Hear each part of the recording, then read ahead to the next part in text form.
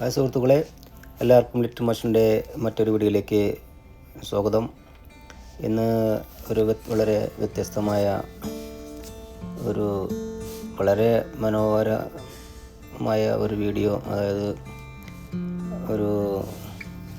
വേറൊരു രാജ്യത്തിൻ്റെ പോർട്ടിലേക്ക് ഒരു കപ്പലിലൂടെ പോകുമ്പോൾ എടുത്തൊരു വീഡിയോ ആണ്. അത് അവിടുത്തെ പോർട്ടിൽ പോയിട്ട് അവിടെ ബർത്ത് ചെയ്യുന്ന രസകരമായ, വളരെ നല്ല ഭംഗിയുള്ള സ്ഥലങ്ങളും അതൊക്കെ കണ്ട്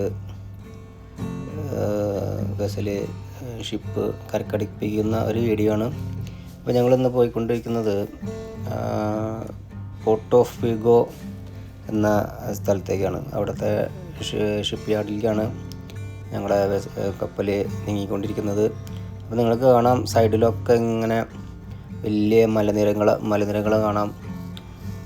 അതിലൂടെ ഇങ്ങനെ യാത്ര ചെയ്യുകയാണ്. അപ്പോഴാണ് വെസൽ കരക്കടിപ്പിക്കുമ്പോൾ അവിടുത്തെ രാജ്യത്തിൻ്റെ ക്യാപ്റ്റൻ വന്നിട്ട് വേണം വെസൽ അടുപ്പിക്കാൻ. ആ ചെറിയൊരു ബോട്ട് വന്ന് നിങ്ങൾ ശ്രദ്ധിച്ച് കാണും. ആ ബോട്ടിലാണ് ക്യാപ്റ്റൻ വന്നത്. ക്യാപ്റ്റൻ ഷിപ്പിലേക്ക് കയറി അങ്ങനെ ഷിപ്പ് കരയ്ക്ക് ഇങ്ങനെ പോയിക്കൊണ്ടിരിക്കുമ്പോൾ കണ്ട ഒരു സൈഡിലൊക്കെ കാണുന്ന സാധനം, ഒരു വഞ്ചി പോലെയൊക്കെ കാണുന്നത്. വഞ്ചിയല്ല ശരിക്കും, അത് മുഴുവൻ ഈ ഓയിസ്റ്റർ കൃഷി ചെയ്യുന്ന സ്ഥലമാണ് ഇവിടെ ഈ പോർട്ട് ഓഫ് വിഗോ എന്ന് പറഞ്ഞാൽ വളരെ ഫേമസായ ഈ ഓയിസ്റ്റർ, അതുപോലെ സീ ഫുഡിനൊക്കെ വളരെ ഫേമസായ ഒരു സ്ഥലമാണ്. അപ്പോൾ അതൊക്കെ കണ്ടുകൊണ്ട് ഞങ്ങൾ യാത്ര ചെയ്യുവാണ്. സൈഡിൽ ഇങ്ങനെ മലനിരകൾ, ഇങ്ങനെ നമ്മുടെ സഹ്യപർവ്വതത്തിൻ്റെ അത്ര ഇല്ലെങ്കിലും അതിനോടൊക്കെ കടപിടിക്കാവുന്ന തരത്തിലുള്ള മലനിരകളാണ് ഇവിടെ കണ്ടത്. പക്ഷേ ഒരു പ്രത്യേകത എന്താണെന്ന് വെച്ചാൽ, ഈ മലനിരകളുടെ മുകളിലൊക്കെ വീടുകളാണ്. ഞങ്ങൾക്ക് സൂക്ഷിച്ച് നോക്കിയാൽ കാണാൻ പറ്റും. അതിൻ്റെ ഉള്ളിൽ ശരിക്കും സൂക്ഷിച്ച് നോക്കി കഴിഞ്ഞാൽ കാണാം, നിറച്ച് ബിൽഡിങ്ങുകളും കൊച്ചു വീടുകളും. ഈ തീപ്പെട്ടി കൂട് ഇങ്ങനെ അടക്കി വെച്ച പോലെ കൊച്ചു വീടുകൾ ഇങ്ങനെ അടക്കി വെച്ച് എങ്ങനെ ഇരിക്കും, അതുപോലെ മലനിരകൾ മുഴുവൻ വളരെ ഭംഗിയായിട്ട് കൊച്ചു വീടുകൾ ഇങ്ങനെ വെച്ചിരിക്കും. ഇവിടെ എത്താറായപ്പോൾ കണ്ടത് ഒരു കണ്ടെയ്നറുകളുടെ വലിയൊരു ശേഖരം, അതായത് കണ്ടെയ്നർ ഡോക്ക് എന്ന് വേണമെങ്കിൽ പറയാം. അപ്പോൾ അവിടെ ഈ കാറുകളുടെ വലിയൊരു യാർഡാണ്. അത് കാറ് കയറ്റി പോകാൻ വേണ്ടിയിട്ട് കുറേ കപ്പലൊക്കെ അവിടെ വന്ന് കിടക്കുന്നുണ്ട്. അതൊക്കെ കാർ കാരിയറാണത്. അതിൽ അന്യരാജ്യത്തിലേക്ക് കൊണ്ടുപോകാനും അതുപോലെ അവിടെ നിന്ന് ഇമ്പോർട്ടിങ് നടക്കുന്ന വലിയൊരു തുറമുഖമാണത്. അങ്ങനെ കുറച്ചുകൂടി നീങ്ങിയപ്പോൾ പലതരത്തിലുള്ള ഷിപ്പ് യാർഡുകൾ, പല കണ്ടെയ്നർ ഷിപ്പ് യാർഡ്, അതുപോലെ തന്നെ പലതരത്തിലുള്ള ടൈപ്പിലുള്ള ഷിപ്പുകളുണ്ട് അവിടെ. അപ്പം അങ്ങനെ ഞങ്ങൾ മെല്ലെ അങ്ങനെ കരയ്ക്ക് ഇങ്ങനെ എടുത്തുകൊണ്ടിരിക്കുകയാണ്. അപ്പോൾ ഈ വരുന്ന വഴിയിൽ കണ്ട കാഴ്ചകളാണ് ഇതൊക്കെ. കണ്ട ഷിപ്പ് യാർഡുകളൊക്കെ കാണാം നിങ്ങൾക്ക്. അതുപോലെ വീടുകൾ കാണാം, ഇങ്ങനെ തീപ്പെട്ടി കൂടെ ഇറക്കി വെച്ച പോലത്തെ വീടുകൾ നിറച്ച് വിടാം. അതിൻ്റെ ഇടയ്ക്ക് വന്ന ഒരു ക്രൂയിസ് കപ്പലാണിത്. വളരെ വലിയൊരു കപ്പൽ, ആജാനുബാഹു എന്ന് തന്നെ വേണേൽ പറയാം. ഒരു 10-400 മീറ്റർ നീളവും ഒരു 10,000 ആളുകൾക്ക് അക്കോമഡേറ്റ് ചെയ്യാൻ പറ്റുന്ന ഒരു ക്രൂയിസ് കപ്പലാണ് നിങ്ങളിപ്പോൾ കണ്ടത്. അങ്ങനെ ആ കപ്പലൊക്കെ കണ്ട് ഞങ്ങൾ വീണ്ടും ഉള്ളിലോട്ട് ഇങ്ങനെ പോയിക്കൊണ്ടിരിക്കുക. അപ്പോൾ വളരെ ഭംഗിയുള്ള ബീച്ചുകളും ഒക്കെ നമുക്ക് കാണാൻ പോണ വഴിക്ക് വളരെ നിങ്ങൾക്ക് ഇൻ്റർനെറ്റിലൊക്കെ സെർച്ച് ചെയ്താൽ കാണാം.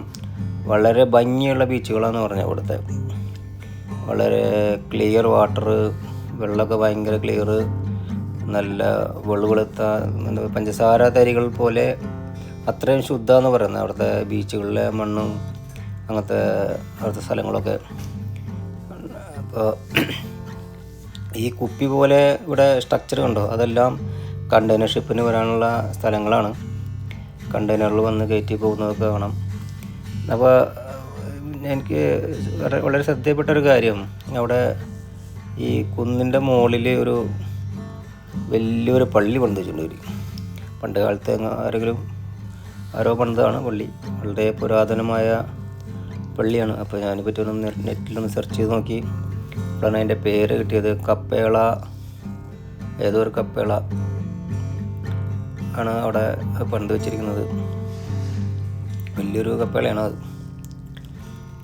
അങ്ങനെ ഞങ്ങൾ അതെല്ലാം കണ്ട് ദൂരെ നിന്ന് കാണുക, അതുകൊണ്ട് അടുത്തൊന്നുമല്ല.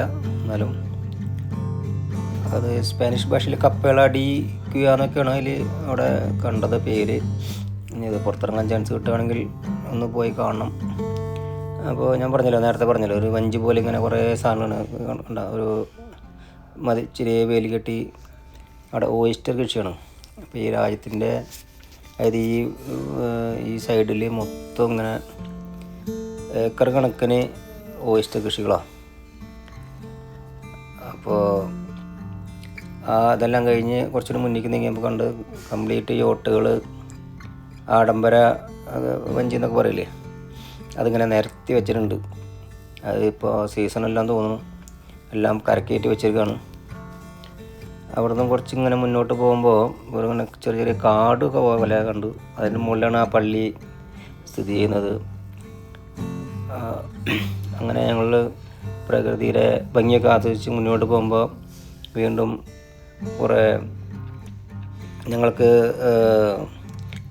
എത്തേണ്ട സ്ഥലം ആവാറായത് മെറ്റൽ ഷിപ്സിൻ്റെ പേരിലുള്ള മെറ്റൽ ഷിപ്പ് യാർഡിലേക്കാണ് ഞങ്ങൾ വെസൽ ബർത്ത് ചെയ്യാൻ പോകുന്നത്. അപ്പോൾ അത് വളരെ ദൂരം തന്നെ അതിൻ്റെ ഷിപ്പ് യാർഡിൻ്റെ പേര് വായിക്കാൻ പറ്റുന്നുണ്ട്. അങ്ങനെ ഞങ്ങൾ കുറച്ചുകൂടി മുന്നോട്ട് പോയപ്പോൾ, കുറച്ചുകൂടി മുന്നിൽ പോയപ്പോൾ ഒരു 2 ബ്രിഡ്ജ് വളരെ ഭംഗിയോ ഇങ്ങനെ ഒരു ഇങ്ങനെ നൂല് കെട്ടി ഇറക്കിയ പോലെ, വളരെ അകലിൽ നിന്ന് കാണുമ്പോൾ വളരെ കുറച്ച് നൂലിങ്ങനെ വലിച്ചു കെട്ടിയ പോലെയാണ് കാണുന്നത്. എന്നാലും അകലിൽ കാണുമ്പോൾ നല്ല ഭംഗിയുണ്ട്. അപ്പോൾ പാലം ഗൂഗിളിൽ നോക്കിയപ്പോൾ കണ്ടത് പോർട്ട് ഡി റെൻഡെ, അങ്ങനെ ഒരു പേരാണ് ആ പാലത്തിൻ്റെ പേര്, സ്പാനിഷ് ഭാഷയാണ്.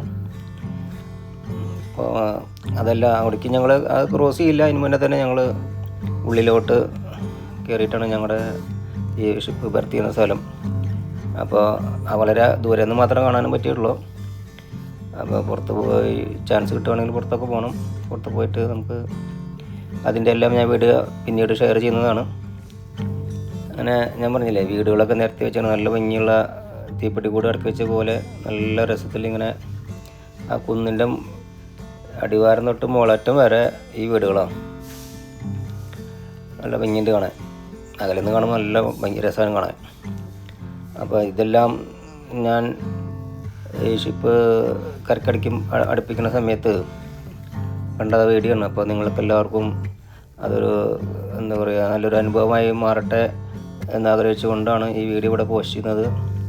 അപ്പോൾ എല്ലാവർക്കും ഈ പോർട്ട് ഓഫ് വിഗോ, അതായത് സ്പെയിനിലെ വിഗോ എന്ന പോർട്ടിൻ്റെ കാഴ്ചകൾ വളരെ ദൂരെ നിന്ന് എടുത്തതായതുകൊണ്ട് നല്ല ഭംഗിയുണ്ട് കാണാൻ. നല്ല രസമുള്ള കാഴ്ചകൾ നിങ്ങൾക്കെല്ലാവർക്കും കാണുവാൻ സാധിക്കട്ടെ. വളരെ നല്ല ഭംഗിയുള്ള, വളരെ ചില ഈ മലകളുടെ മുകളിലൊന്നും വീടുകളൊന്നും കാണുന്നില്ല, എന്തെന്നറിയില്ല. ചില സ്ഥലങ്ങളിലൊക്കെ നിറച്ച് വീടുകളും ചിലപ്പോൾ താമസിക്കാൻ പറ്റാത്ത ഇടങ്ങളൊക്കെ ആയിരിക്കും, അല്ല മലയിടിച്ചില്ല അങ്ങനെ എന്തെങ്കിലുമൊക്കെ ഉണ്ടാകുമായിരിക്കും, നമുക്കറിയില്ലല്ലോ. ഇപ്പോഴത്തെ കാര്യങ്ങളൊന്നും നമുക്ക് ക്ലിയറായിട്ട് അറിയില്ല.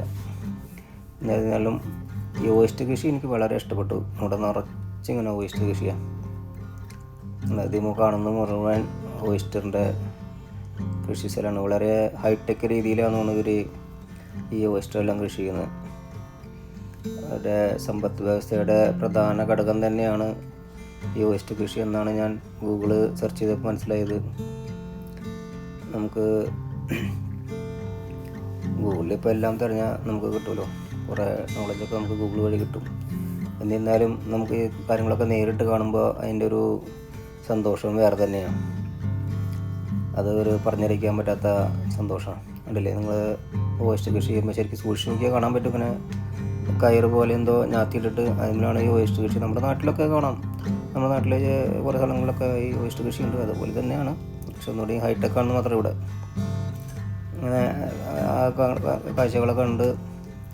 ഞങ്ങൾ ഒന്നും കൂടി കരയ്ക്ക് എത്താറായി. വളരെ സ്ലോവിലാണ് പോകുന്നത്. അപ്പോൾ 2 സ്പെഷ്യൽ ടൈപ്പ് കപ്പലവിടെ ഇപ്പോൾ ഡോക്കിൽ പണിതുകൊണ്ടിരിക്കുന്നുണ്ട്.